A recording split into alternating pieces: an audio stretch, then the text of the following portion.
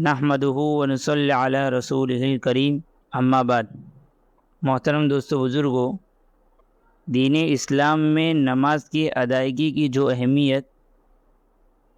بیان کی گئی ہے وہ سب ہم جانتے ہیں کہ نماز کی ادائیگی پر بہت سے فضائل، جبکہ اس کو چھوڑنے پر سخت وعیدیں وارد ہوئی ہیں، جس سے معلوم ہوتا ہے کہ جان بوجھ کر نماز کو چھوڑنا مسلمان کا کام ہرگز نہیں ہو سکتا ہے، بلکہ مسلمان کی زندگی میں نماز کی اہمیت سب سے زیادہ ہوتی ہے،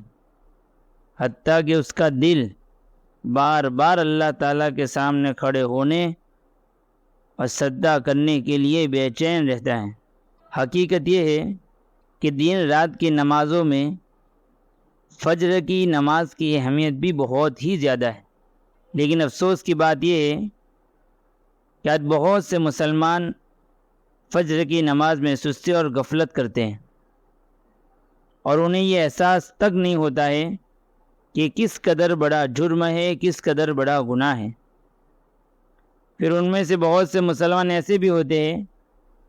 جن کے دل میں کسی درجے میں نماز فجر کے لیے بیدار ہونے کی فکر تو ہوتی ہے، لیکن وہ اس کے لیے کوئی خاص تدبیر اختیار نہیں کرتے ہیں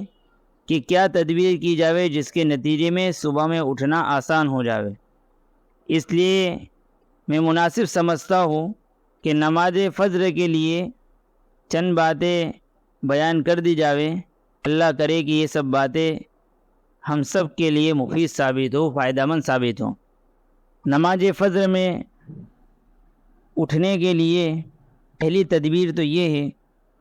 کہ سب سے پہلے تو دل میں نماز کی اہمیت پیدا کرے کہ نماز اللہ تعالیٰ کا اہم حکم ہے، یہ اس کی بندگی کا تقاضا ہے۔ حقیقت یہ ہے کہ دل میں اہمیت پیدا کیے بغیر کسی بھی کام کی ادائیگی مشکل ہو جاتی ہے۔ اس لیے اولاً ہمارا کام یہ ہو کہ اللہ کے اس حکم کی اہمیت ہمارے دل میں پیدا کریں۔ اب دل میں نماز کی اہمیت کیسے پیدا کریں؟ دل میں نماز کی اہمیت پیدا کرنے کے لیے مشہور کتاب فضائل اعمال میں جو فضائل نماز کا جو حصہ ہے اس کو آدمی بار بار پڑھے، یا ایسے ہی جو مستند کتابیں ہیں جو نمازوں کے سلسلے میں، نماز کے فضائل کے سلسلے میں، نماز کے شوق کے سلسلے میں جو لکھی گئی ہے، ان کتابوں کو بار بار پڑھیں۔ یہ بار بار پڑھنے کے نتیجے میں وہ چیزیں سامنے رہے گی اور اس کی اہمیت ہمارے دل میں آئے گی، جس کے نتیجے میں ہمارے لیے صبح میں اٹھنا آسان ہوگا۔ بعض لوگ جو ہے یہ فجر کی نماز میں اٹھنے کے لیے کچھ باتیں بیان کرتے ہیں، کچھ عذر بیان کرتے ہیں کہ صبح میں اٹھنا ہمارے لیے بہت مشکل ہے، لیکن تعجب ہوتا ہے اس وقت جب کہ فجر کے وقت کوئی دوسرا کام پیش آ جاتا ہے تو ہمارے لیے فجر کے وقت سے پہلے بھی اٹھنا آسان ہو جاتا ہے۔ جیسے کسی کا امتحان کا وقت آ گیا، یا نوکری پر جانے کا وقت آ گیا، یا کوئی سفر میں جانے کا وقت آ گیا، یہ اس بنیاد پر کہ ہم نے اس کو اہمیت دی۔ یہی اہمیت ہم اگر فجر کی نماز کے بارے میں پیدا کریں گے تو ہمارے لیے فجر کی نماز میں اٹھنا آسان ہو جائے گا۔ دوسرے نمبر کی تدبیر یہ ہے کہ رات کو عشاء کے بعد ہر طرح کے فضول اور غیر ضروری کاموں کو ترک کر کے جلدی سونے کا معمول بناوے۔ یہ بھی نماز کو عملی طور پر اہمیت دینے کی دلیل ہے۔ بھلا جو شخص نماز فجر کے لیے بیدار ہونا چاہتا ہو لیکن اس کے باوجود بھی وہ عشاء کے بعد دیر تک بے فائدہ اور غیر ضروری کاموں میں مشغول رہتا ہو تو کیسے تسلیم کیا جا سکتا ہے اور کیسے یہ بات مانی جا سکتی ہے کہ وہ نماز فجر کے لیے اٹھنے کو اہم سمجھتا ہے؟ اس لیے اس کا اہتمام کرے کہ رات کو عشاء کی نماز کے بعد جلدی سونے کا اہتمام کریں۔ نمبر 3، سونے سے پہلے فجر کی نماز کے لیے بیدار اور جاگنے کے اسباب اختیار کر کے سوئے۔ کیا الارم لگا دے یا کسی دوسرے آدمی کو کہہ دے کہ فجر کی نماز کے وقت مجھے بیدار کر دے، وغیرہ وغیرہ جو بھی تدبیر ہو سکتی ہے وہ رات کو سونے سے پہلے کر کے سوئیں۔ نمبر 4، سونے سے پہلے کچھ ذکر ہے، تسبیحات ہے، سونے کی دعائیں پڑھ کر سوئیں، اس کی برکت سے صبح میں اٹھنا آسان ہو جائے گا۔ قرآن کی تلاوت ہے، تسبیح فاطمی ہے، یہ سب چیزوں کا اہتمام کریں تو اس کی برکت سے صبح میں اٹھنا آسان ہوگا۔ نمبر 5، سونے سے پہلے گناہوں سے توبہ کر کے سوئیں، تاکہ جن گناہوں کی نحوست کی وجہ سے نماز فجر کے لیے اٹھنے کی توفیق نہیں ہوتی ہے تو معاف ہو جاوے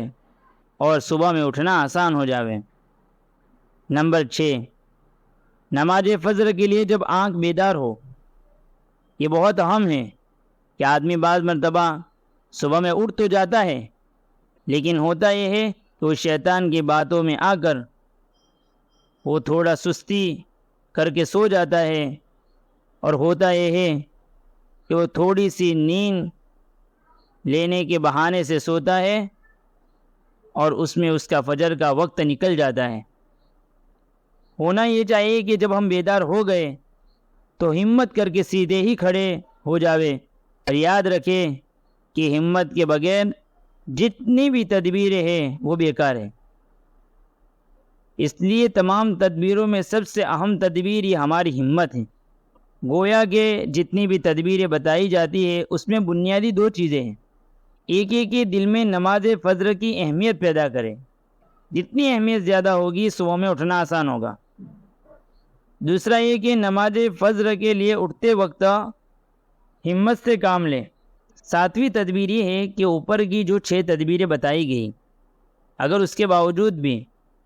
فجر کی نماز کے لیے بیدار نہ ہو سکے تو بیدار ہوتے ہی